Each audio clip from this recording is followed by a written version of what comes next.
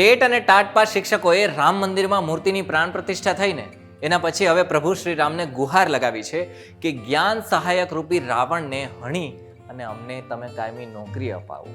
અલગ અલગ પ્રકારના મીમ છે રામજીના, એ બનાવીને સોશિયલ મીડિયાની અંદર ટેટ ટાટ પાસ શિક્ષકો છે વહેતા કરી રહ્યા છે. ત્યારે હવે જોવાનું રહેશે કે શું અયોધ્યામાં બેઠેલા રામજી એમની માગ સાંભળશે કે નહીં સાંભળે. નમસ્કાર, વાઇબ્સ ઓફ ઇન્ડિયા સાથે હું સમય. આપણે જાણીએ છીએ કે સોશિયલ મીડિયા છે ને એ મીમથી ભરેલું છે. એક ક્રિએટિવ મીમ આવી જાય ને તો બધી જગ્યાએ વાયરલ થઈ જાય છે. અને જુવાનિયાઓ હોય છે એ ભણવાની જગ્યાએ આવી બધી વાતો કરવાનું વધારે પસંદ કરતા હોય છે કે ફલાણું મીમ તમે જોયું છે, ફલાણું પિક્ચર તમે જોઈ છે. એવામાં હવે ટેટ ટાટ પાસ શિક્ષકોએ ક્રિએટિવ મીમ બનાવવાની શરૂઆત કરી દીધી છે. જી હા, PhD એમાં એમણે નથી કરી, પણ મીમ પોતાની માગ માટે રાખ્યા છે, જે સોશિયલ મીડિયાની અંદર અત્યારે ધોમ વાયરલ થઈ રહ્યા છે.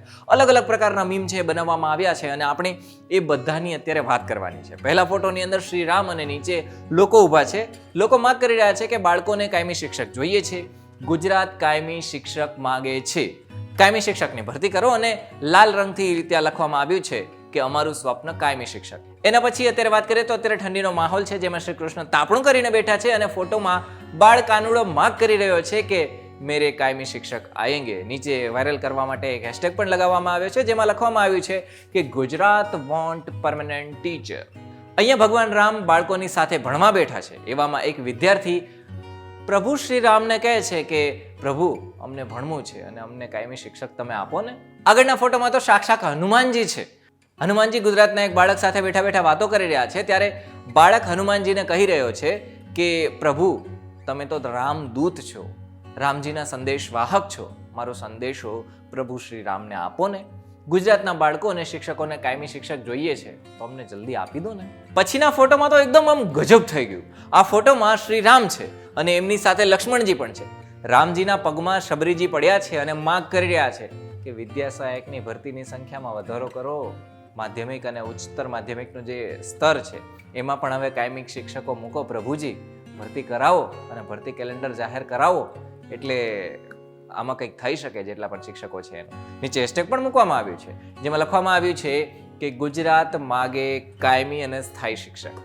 પછીના ફોટોમાં હનુમાનજી અને શિવજી છે. હનુમાનજી ટેટ ટાટ પાસ શિક્ષકના માથા ઉપર હાથ મૂકી અને બેઠેલા છે અને શિવજીને વિનંતી કરી રહ્યા છે કે પ્રભુ આ ગુજરાતના ટેટ ટાટ પાસ ઉમેદવાર છે, તેમને કાયમી શિક્ષકની જરૂર છે. આ ફોટો તો એકદમ જબરદસ્ત છે. સામાન્ય રીતના કેવું હોય, નરેન્દ્ર મોદી છે પ્રધાનમંત્રી હોવાના કારણે અલગ અલગ જગ્યાની મુલાકાત લેતા હોય છે. ત્યારે પ્લેનમાંથી નીચે ઉતરે ને એટલે ત્યાં જે કોઈ પણ વ્યક્તિ હોય છે ને, મુખ્ય વ્યક્તિ, એમનું સ્વાગત કરવા માટે આવે છે કે વેલકમ પ્રાઇમ મિનિસ્ટર. પણ અહીંયા તો અયોધ્યાના શ્રી રામ છે એ પહોંચી ગયા છે અને પ્રધાનમંત્રી નરેન્દ્ર મોદી એમનું સ્વાગત કરવા માટે બે હાથ જોડીને ઊભા છે.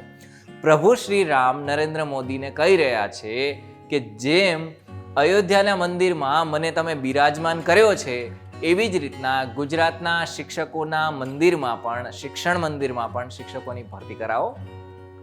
અંતે ટેટ ટાટ પાસ તમામ જેટલા પણ શિક્ષકો છે એને 29 જાન્યુઆરીના સોમવારે બપોરે 12 કલાકે ગાંધીનગરના સેક્ટર 10ના નવા સચિવાલય ખાતે આવવામાં નિવેદન કરવામાં આવી રહ્યું છે. અહીંયા અમુક માગ રાખવામાં આવી છે કે ગુજરાતના સરકારી ધોરણ 1 થી 12 સુધીના તમામ માધ્યમમાં ગુજરાતી, હિન્દી, ઉર્દુ, મરાઠી જેટલા પણ હોય છે એ બાકીના બધા જે માધ્યમો છે એની ભરતી કરો અને તમામ વિષયો માટે ખાલી પડેલી જે લગભગ 32,000 જેવી જગ્યાઓ છે એમાં કાયમી શિક્ષકની ભરતી કરવામાં આવે. હવે 156+5 વાળી સરકાર અને રામજી, હનુમાનજી, શિવજી, કૃષ્ણજી આ બધા જની સામે શિક્ષણની માગ એ કરી રહ્યા છે. તો એ બધા જ લોકો હવે સાંભળશે કે નહીં એ તો સમય દેખાડશે.